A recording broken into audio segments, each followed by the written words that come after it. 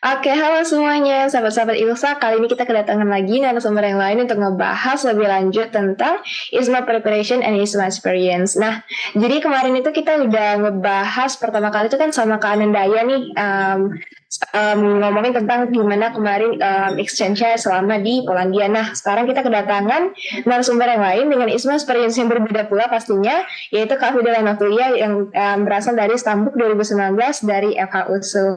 Mungkin kita say hi dulu ya ke narasumbernya. Oke, gimana nih Kak kabarnya hari ini 1 sampai 10 nih Kak, gimana deskripsinya? Hari ini lumayan bagus lah, karena aku baru di ACC nih ceritanya, skripsi aku. Jadi, it's a good day. Thank you udah nanyain. Kamu gimana? Baik Kak, baik juga. Dan excited banget, jujur aku juga tertarik banget nih Kak tentang ngebahas ya is my experience, is my Iya, preparation. Kayak, wah this gonna be a good day aja sih gitu. iya, iya. Oke, cool. Oke, gimana nih Kak? Apakah ready untuk nge-share tentang pengalamannya selama ISMA kemarin? Sure. Ready banget. Siap.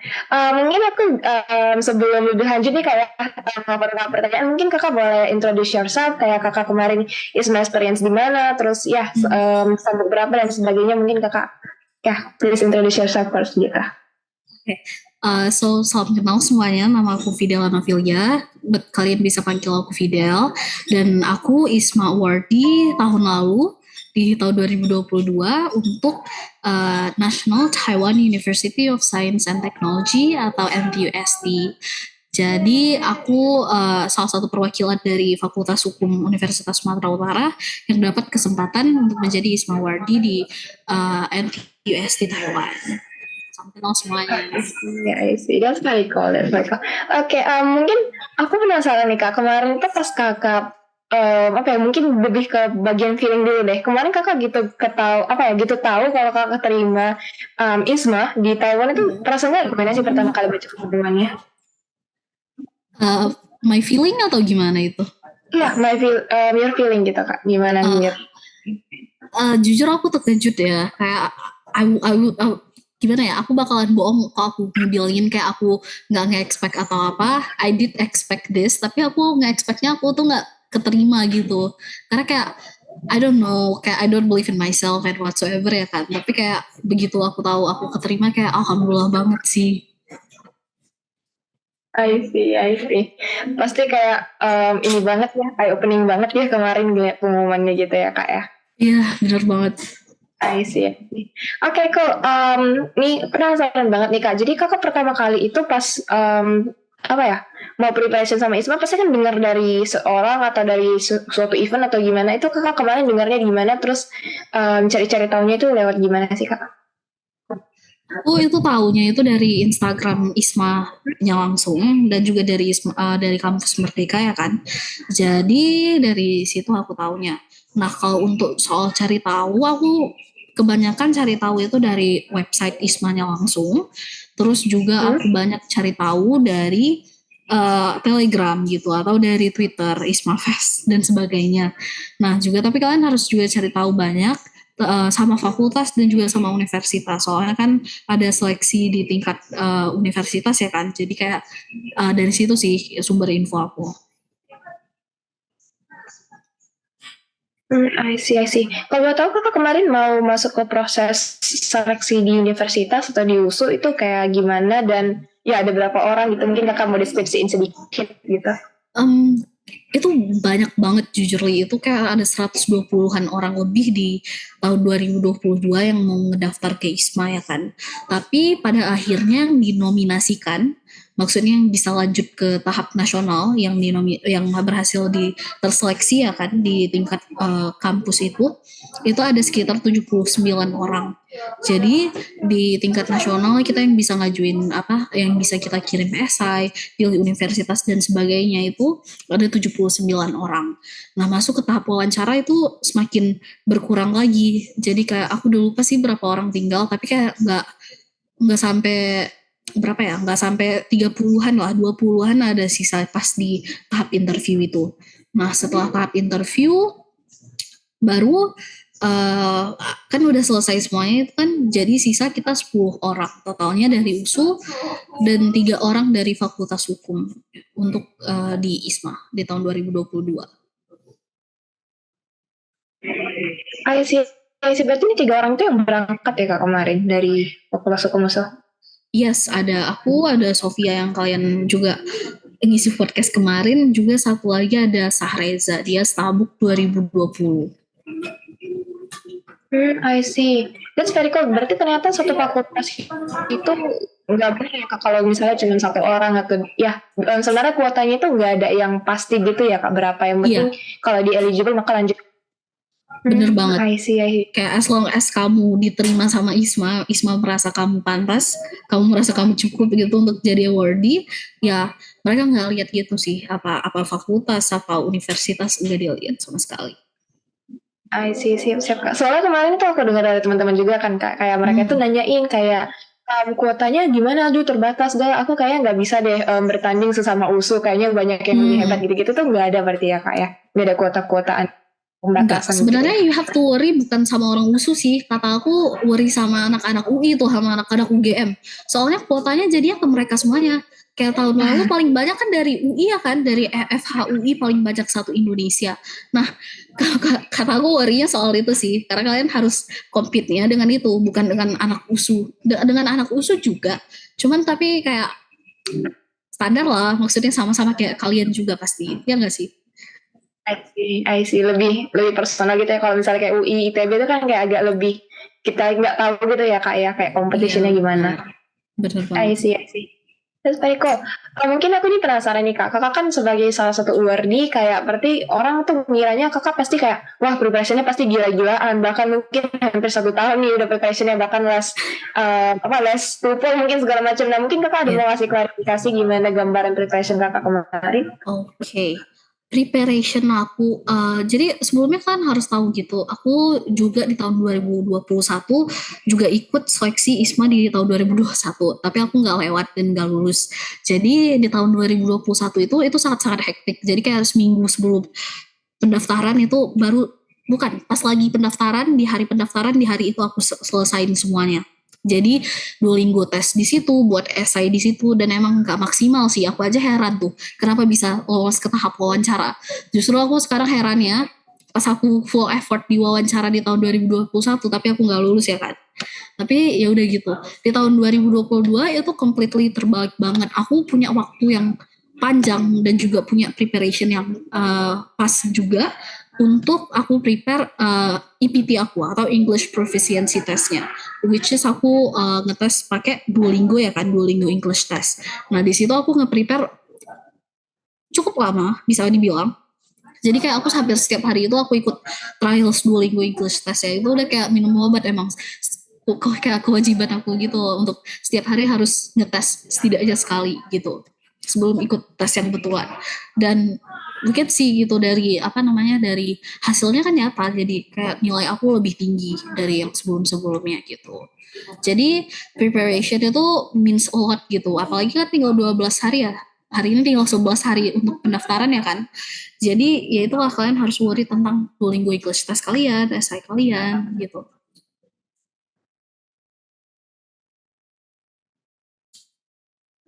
I see Pak. Oke, banyak juga ya berarti hal-hal yang perlu di-prepare dari berkas, terus kayak TOEFL. BTW ini suara aku kedengeran gak ya? Kedengaran kok. Agak macet. Oke. Iya, lalu juga dari segi English test dan sebagainya gitu ya, itu banyak banget sih pastinya kalau misalnya kita mau prepare dalam waktu mepet gitu ya Kak. Aku mungkin penasaran nih Kak, kalau Kakak bisa kayak kasih saran mungkin sama orang-orang yang tertarik untuk daftar ISMA tahun ini tuh kayak mungkin 3 poin penting yang mungkin Kakak mau kasih, mungkin kayak English test itu adalah penentu terbesar atau sebagainya, itu mungkin ada nggak Kak kayak prepare ISMA? Sama sih kayak jawaban aku tadi. Yang tadi kan aku paling worry itu soal Duolingo English Test sama soal essay. Nah itu kayak komponen paling penting gitu di ISMA. Dan yang kedua mungkin yang bakalan aku worry juga kaliannya itu, kayak individual kalian. Soalnya itu bakalan gali gitu loh pas wawancara, kayak misalnya kamu pernah nge-publish soal ini atau kamu pernah eksis di organisasi ini itu kan bakalan ditanyain gitu ya kan.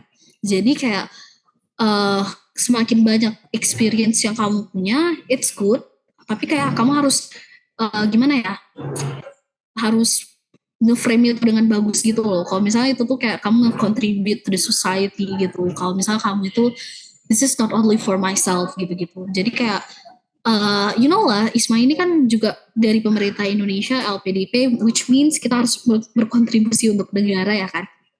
Jadi aku saranin itu salah satu kayak poin yang harus kalian perhatikan juga, terutama pas lagi buat esai nantinya gitu. How to make a difference gitu lah pokoknya. Pokoknya jangan sampai efek dari apapun yang kalian buat itu cuman sampai di kalian aja gitu. 3 itu sih. I see. Berarti ngomongin change dan lead community juga gitu ya, tentang kayak kontribusi dan tadi kayak kata kakak bilang banyak experience pun, tapi kalau framingnya kurang itu jadi kasihan ke kitanya gitu ya. Padahal bagus tapi poinnya nggak ngena gitu ya. I see. Berarti interview terus dan sebagainya. Aku coba meng-clarify, jangan discourage juga gitu untuk yang masih belum banyak pengalaman. Teman-teman ISMA aku yang lulus ISMA juga banyak kok yang masih belum banyak pengalamannya gitu, apa di organisasi atau UKM atau lomba, kayak you don't have to worry about that, karena ISMA itu ya nggak merely tentang pengalaman gitu. Kalau misalnya kamu bisa nge-explain, oh kamu buat paper ini untuk kelas ini dan itu, kayak it takes a lot of effort dan sebagainya gitu, kayak kamu berkembang a lot di situ, itu bisa banget juga gitu. Jadi kayak nggak mesti kaku gitu apapun yang bisa dipamerkan di ISMA ini gitu sih. Aku jadi penasaran nih Kak, kalau kira-kira dari perspektif Kakak gitu ya, persona ISMA Award ini yang seperti apa sih? Apakah kayak orang yang pengen belajar budaya atau kayak orang yang nunjukin antusiasme atau gimana gitu Kak gambarannya? Well, ini agak susah sih sebenarnya.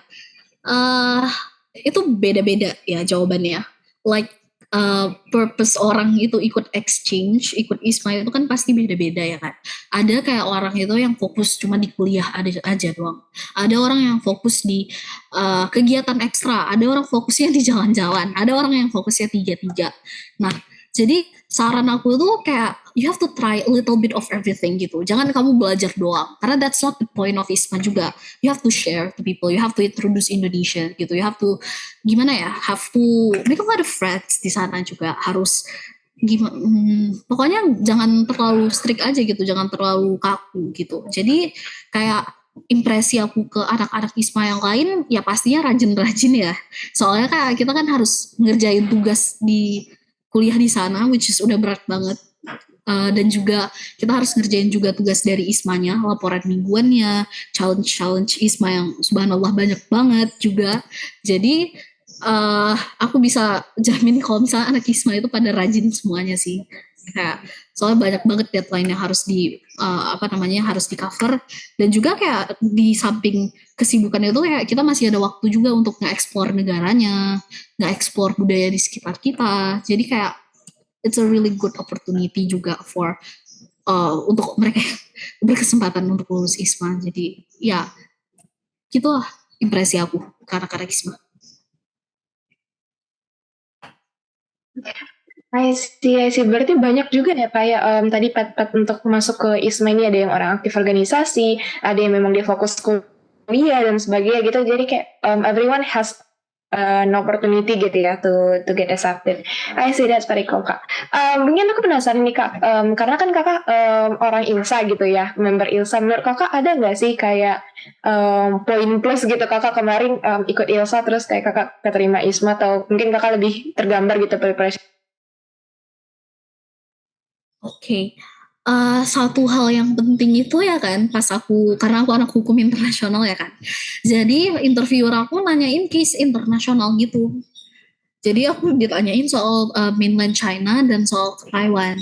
Jadi kan itu salah satu plusnya jadi anak ILSA ya kan, anak jurusan hukum internasional. Jadi kayak kita pasti udah aware soal itu, udah tahu juga. Soalnya kan kita milih Taiwan pasti bakalan ditanya, ini kan lagi konflik, kamu kenapa berani milih di sini gitu? Apa sih alasan kamu mau milih di sini? Pasti kan ditanya. Jadi kayak I think itu salah satu poin plus juga gitu. And then kayak the fact aku aktif di organisasi kampus aku juga salah satu poin plus menurut aku gitu. I see, that's very cool, Kak. Berarti memang harus kayak paham juga general knowledge, terus kayak memahami kita itu kan di Taiwan, berarti kita harus punya awareness sama knowledge ya tentang kayak tempat tujuan kita gitu ya Kak. Oke, mungkin aku penasaran nih Kak, kan Kakak udah kayak apa sih namanya preparationnya itu tadi banyak, terus Kakak juga ngasih kayak insight-insight tentang preparationnya gimana. Menurut Kakak kayak kalau misalnya nih orang-orang yang kayak baru tertarik setelah dengar podcast ini kayak punya opportunity nggak Kak untuk nge-prepare semua itu dalam waktu sih? Punya, karena soalnya kayak aku udah membuktiin juga di tahun 2021 ya kan, buktinya aku sempet dan juga bisa. Jadi asalkan ada kemauan, di situ ada jalan sih. Jadi kayak begitu kalian dengar podcast ini, start ngebuatin Duolingo English Test kalian dan juga nyari info sebanyak-banyaknya dari Telegram, dari Line Open Chat, dari Twitter, dari apapun itu ini ya. Jadi asalkan ada kemauan sih, dan kalian harus gerak intinya. I see Kak. Oke, kalau Kakak sendiri kemarin ada kayak kawan-kawan preparationnya gitu nggak? Kayak mungkin atau sendiri kemarin itu? Lebih tipenya kemana? Kita sendiri sih, tapi karena juga kan lagi masa online ya kan, masih COVID ya kan di tahun 2021 2022 awal ya kan. Jadi aku nge-prepare itu mostly sendirian.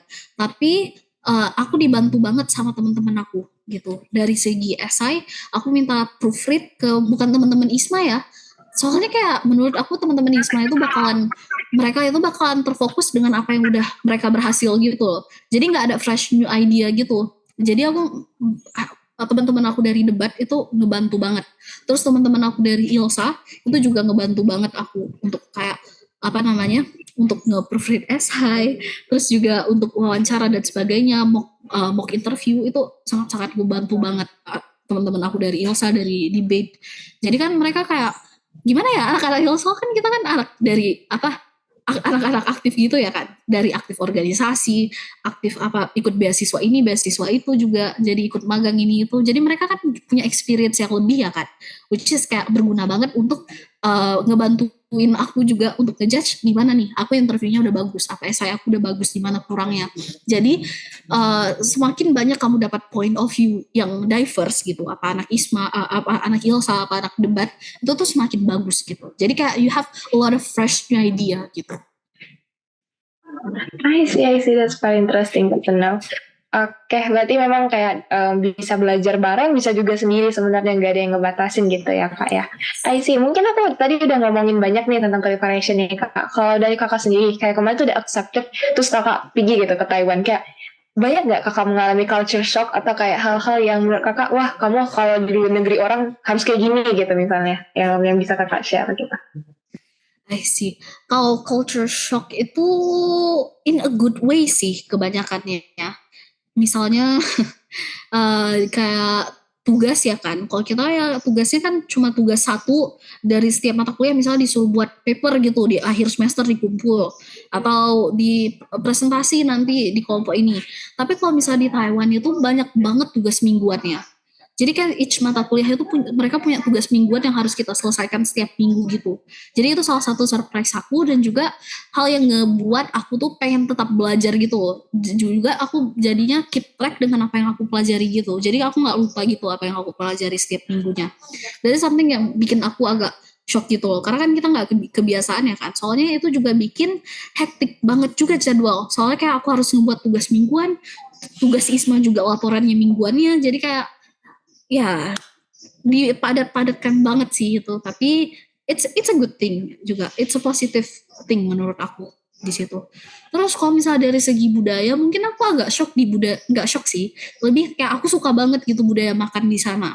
Jadi misalnya makan, sebelum makan itu kita itu bakalan nge-offer ke orang gitu. Misalkan kamu udah tahu, oh ini kamu nggak akan habis, oh atau kamu nggak mau makan sayur ini gitu, itu bakalan dioper ke orang lain yang mau makan, bukan pas lagi makan tapi pas lagi sebelum makannya gitu. Jadi kayak aku seneng banget gitu. Jadi nggak ada yang mau nyapok makanan gitu. Aku suka it's personal tapi kayak ya aku suka aja. And then kayak mereka itu cukup sopan-sopan banget sih kalau di Taiwan. Terus kayak aku juga sangat-sangat respect juga pas naik elevator gitu, mereka kayak ngeduluanin yang cewek-cewek dulu gitu. And kayak it's really nice menurut aku. Kayak I think itu something yang bisa kita terapkan juga. I don't know, kayak I'm not, aku fight for feminism and whatsoever, tapi kayak but I do support those type of things juga. I think kayak it's basic norm menurut aku, kayak ya we have to, tergantung orang lah ya. I see. Tapi aku personally juga prefer banget sih yang pas tadi kakak bilang tentang dia tuh gak nyemot-nyemot makan pas kita lagi makan, dan di sana tuh dianggap pantas sih ya sama mereka gitu ya kak ya. Yes. Kayak dioper dulu di awal gitu, jadi kayak tata ininya makannya tuh teratur banget, keren sih. Aku kayak dengarnya tuh jadinya kayak wah Taiwan ini kayak culture-nya organized banget gitu ya kak, jadi kayak culture shock yang kakak dapet tuh jadinya gitu ya dalam hal positif gitu. Mereka itu juga on time 100%, juga kendaraannya on time 100%, bus, terus MRT itu on time 100%. Jadi kayak budayanya emang fast pace banget, sangat-sangat budaya apa ya namanya? Kalau kita bilang sekarang apa ya? Kayak New Yorker itu apa? Apa sih namanya dibilang? Udah lupa aku. Apa ya? Lupa wordingnya. Ini sangat apa? Bukan. Pokoknya sangat-sangat fast pace tapi efisien begitu. Sangat-sangat efisien lah itu ya, apapun yang ada di sana. I see. Culture sangat-sangat hustle semuanya. Semuanya hustle, tapi efisien. I see. Berarti kayak saya apa ya, hustle culture, effectivity and efficiency gitu ya kak. Yes, I see, that's cool. I see, pasti kakak kayak kemarin tuh kayak ngelihatnya tuh, wah ini kayaknya apa ya, fresh banget dan kayak menyenangkan jadinya ya, culture shocknya gitu bisa diinjak gitu ya kak. Bener banget, aku culture shock begitu sampai usul lagi. Ini aku ngurus skripsi untuk tanda tangan majalah lama kali. Suruh tunggu 2 minggu lah, suruh tunggu berapa minggu. Aku sadar di sana minta tanda tangan ya kan, sama minta cap ya kan, di 3 gedung yang berbeda, di 3 institusi yang berbeda. Kayak 15 menit jadi. Culture shock aku sampai sini. Mungkin teman-teman yang dengerin podcast ini bisa ini ya, apa ya, menjadikan ini motivasi untuk nyoba experience baru di luar sana. I see. Ya, tapi pasti ada kayak plus poinnya masing-masing lah ya gitu ya kak ya. I see. Mungkin aku penasaran nih kak, ngomongin tentang kayak mata kuliah gitu atau course yang kakak ambil di sana, mungkin kayak ada nggak course yang berkaitan sama hukum terus kayak jadi favorit atau ya yang menarik untuk kakak gitu? Favorit susah banget sih jujur milih favorit, karena kayak semuanya favorit aku jujur nggak bisa milih favorit sama sekali, literally sama sekali nggak bisa milih, soalnya kayak semuanya punya plus point yang beda-beda gitu. Jadi kayak ke 4 mata kuliah. Jadi pertama itu aku ada ikut mata kuliah News English, itu sangat-sangat gimana ya, sangat-sangat kayak news reporting gitu, which aku sangat-sangat suka juga. Kayak kita banyak banget tugas untuk nge-videotape, ngebuat video, ngebuat wawancara dan sebagainya. And then kita juga ada di sana aku belajar business English presentation bootcamp professional. Di situ kita belajar lebih kayak presentasi, terus juga elevator pitches dan sebagainya. Itu kayak bagus banget menurut aku. Terus dosennya itu kayak famous gitu loh, kayak dia YouTuber gitu di Taiwan, dan kayak emang famous banget di Taiwan gitu ya kan. Jadi kayak keren aja gitu, dan juga dosennya asik-asik banget di sana. And then terus aku juga masuk ke mata kuliah European Urban Culture and Economy. Di situ kita ngebahas tentang banyak banget hal serius yang berkenaan dengan banyak hukum ya di situ ya. Kayak kita ngebahas tentang immigration dan sebagainya, itu juga salah satu jadi favorit aku banget. Kayak dosennya itu sering ngundang dosen dari ngundang ahli dari luar. Kayak aku pernah ketemu dengan Ben Samiller, itu salah satu ada expert dari Jerman pas masa krisis refugee yang ada di Europe di tahun 2015. Jadi kayak it's a very good opportunity for me untuk juga pernah ikut kuliah dengan kelas orang sehebat gitu ya kan. Terus kita juga pernah visit Taiwan Audiovisual Institute, which is kayak very awesome. Kita belajar experience economy di situ, kayak nggak sesuatu yang nggak akan aku dapatin di USU, I can guarantee it gitu. And lastly aku masuk ke discussion on international affairs in English.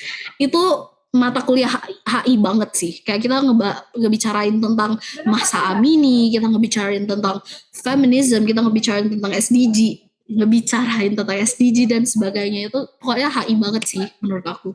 Tapi HI sih bukan hukum, tapi agak ada hukum-hukumnya juga gitu. I see. Aku penasaran nih Kak, Kakak kan dari Departemen Hukum Internasional gitu kan ya Kak. Mungkin bisa dibilang salah satu mata kuliah yang interested and sering kakak dalam gitu sih, itu kan berarti hukum internasional gitu. Nah kalau kakak nge-compare gitu sama yang kakak dapetin selama di Taiwan, terus mungkin ada mata kuliah yang mirip sama hukum internasional, itu kayak gimana nih Kak comparisonnya, kayak belajar di USU sama belajar di sana gitu? Jujur belajar di USU sama di sana itu beda banget ya, karena di sana itu lebih ke discussion base. Jadi kayak begitu ada permasalahan, begitu ada question, itu langsung kelas itu berubah jadi kayak ruang diskusi. Kayak kita langsung hadap-hadapan ke temen depan, belakang, samping, kiri, kanan kita. Kayak dosennya kayak udah langsung tahu, this is discussion time, you should discuss it with your friends gitu kan. Jadi kita langsung discuss aja gitu. And kayak dosennya pasti nanya gitu, kayak what about this bunch? What do you guys think about this gitu. Jadi kayak itu lebih gimana ya? I think kayak aku lebih punya kesempatan untuk bersuara lebih gitu selama di Taiwan, dan juga punya opini sendiri dan stance yang jelas gitu loh. Kecuali kayak di USU kayak aku merasa aku kurang banget gitu untuk aku bisa beropini atau aku bisa kayak ngasih my point gitu. Kayak itu masih kurang sih kalau misalnya di USU menurut aku. Jadi that's kayak the biggest comparison gitu di antara ya di Taiwan dan di USU.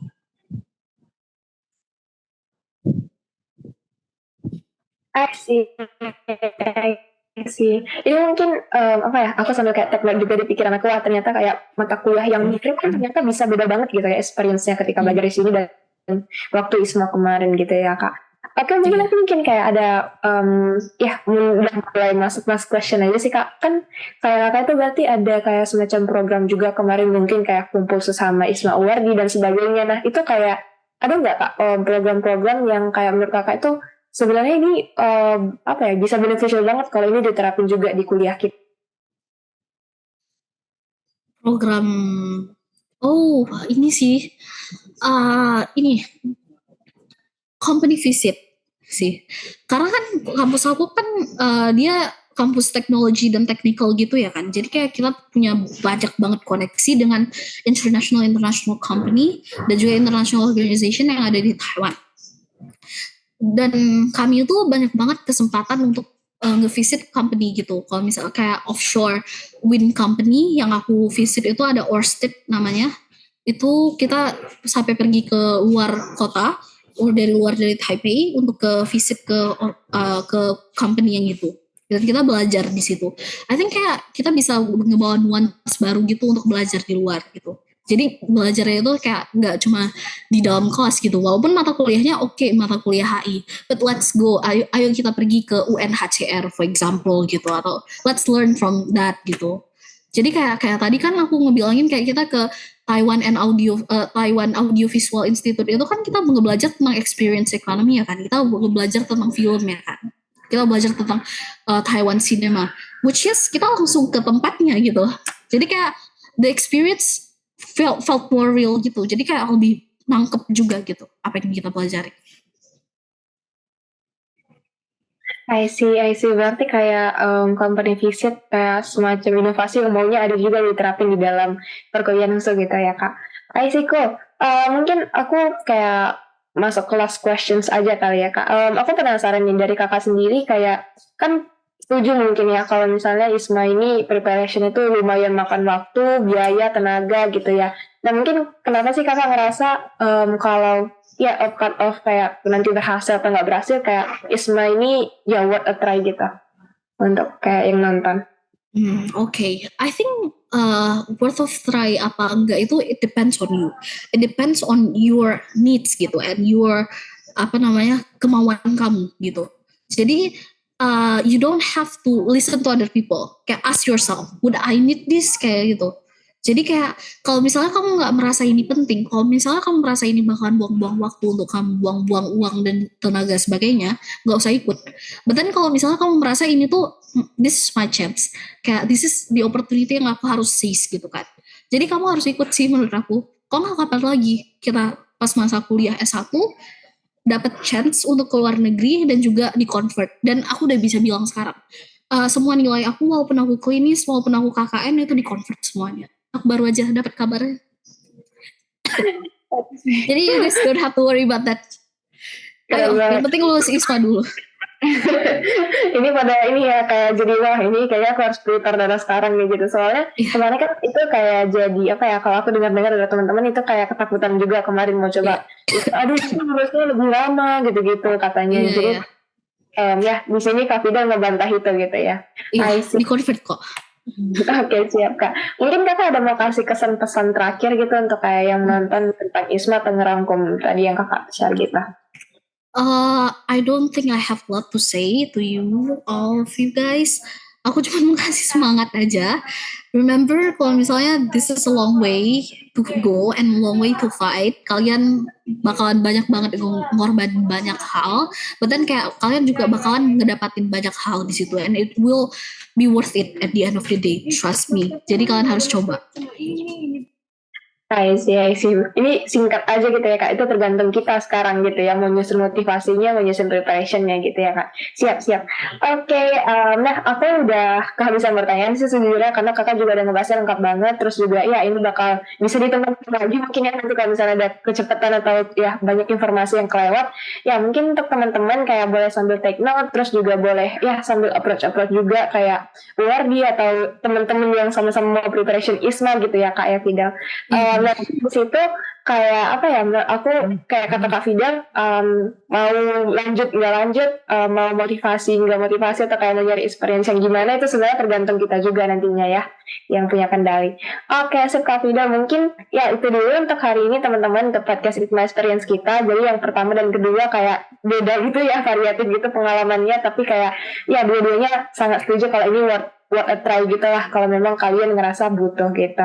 Sip, thank you banget Kak Fidel untuk waktunya. Thank you Keza. Dari session. Thank you Kak. Okay, thank you. Bye-bye.